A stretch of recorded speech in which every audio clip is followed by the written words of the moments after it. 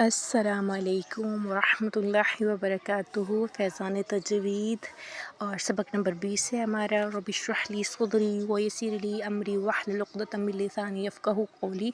وجوہات مدہ کا بیان، مقدار کا لغوی معنی اندازہ، اصطلاحی معنی اصطلاح تجوید میں جس کے ذریعے مد کی درازی کا اندازہ ہوا ہو مقدار کہتے ہیں۔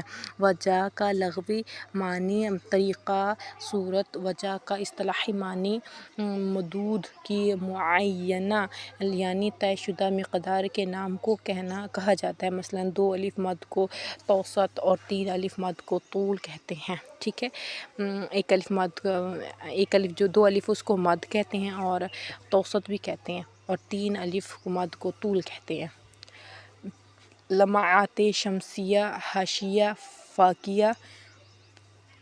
وجوہات مد کو بیان کرنے سے پہلے مراتب مد کو بیان کیا جاتا ہے تاکہ وجوہات مد کا سمجھنا آسان ہو جائے۔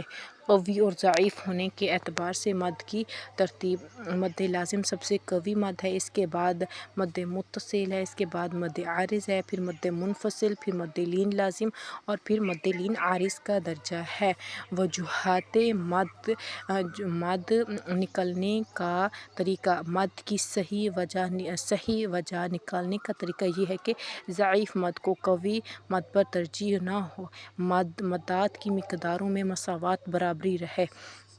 وجوہات مد کا مقصد: وجوہات مد کو بیان کر کے یہ بتانا مقصود ہے کہ تلاوت کے شروع میں جس مد کی جو مقدار اختیار کی تھی وہی مقدار آخر تک رہے، کہیں طول، کہیں توسط، کہیں قصر وغیرہ کرنا درست نہیں، اور ایسا بھی نہ ہو کہ ضعیف مد میں طول کریں اور قوی مد میں توسط یا قصر۔ اس سلسلے کو سمجھنے کے لیے مدات کی مقدار اور مراتب مدہ کو اچھی طرح یاد کر لیجیے۔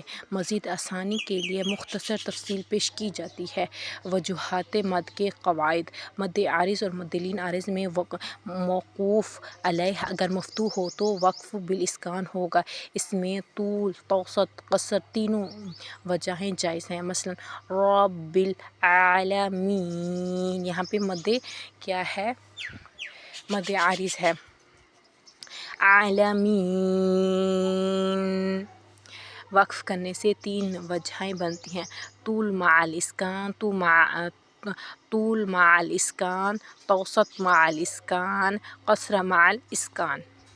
اس طرح مد لین عارض میں بھی وقف کی صورت میں 3 وجہیں بنتی ہیں، جیسے لازیر، قصر مع الاسکان، توسط مع الاسکان، طول مع الاسکان۔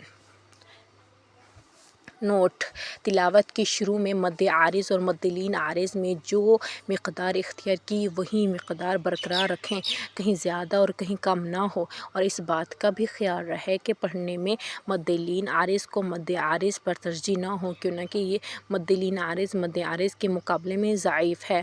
مد عارض اور مد لین عارض میں موقوف علیہ اگر مکسور ہو، جیسے الرحیم، خوف، تو وقف 2 طرح ہوتا ہے: وقف بالاسکان، وقف بالروم۔ اس میں وقف کی وجہیں 6 نکلیں گی، 3 وقف بالاسکان میں اور 3 وقف بالروم میں۔ تفصیل درج ذیل ہے۔ وقف بالاسکان کی صورت میں 3 وجہیں: طول مع اسکان، یہ بھی جائز ہے، توسط مع الاسکان جائز، قصر مع الاسکان جائز۔ وقف بالروم کی صورت میں 3 وجہیں: طول مع الروم ناجائز، توسط مع الروم ناجائز، قصر مع الروم جائز ہے یہ۔ اور اس میں طول، توسط، قصر مع الاسکان اور قصر مع الروم 4 وجہیں جائز ہیں، اور دو وجہیں طول مع الروم اور توسط مع الروم جائز نہیں، کیونکہ طول اور توسط کا تعلق وقف میں حرف کو ساکن کرنے کے ساتھ ہے اور یہی سبب مدہ ہے، جبکہ روم میں حرف موقوف متحرک ہو جانے کی وجہ سے طول توسط جائز نہیں کہ سبب مدہ نہیں پایا جا رہا۔ مد عارض اور مد لین عارض میں موقوف علیہ اگر مضموم ہو، جیسے نستعین، تو وقف 3 طرح ہوتا ہے: وقف بالاسکان، وقف بالروم، وقف بالاشمال۔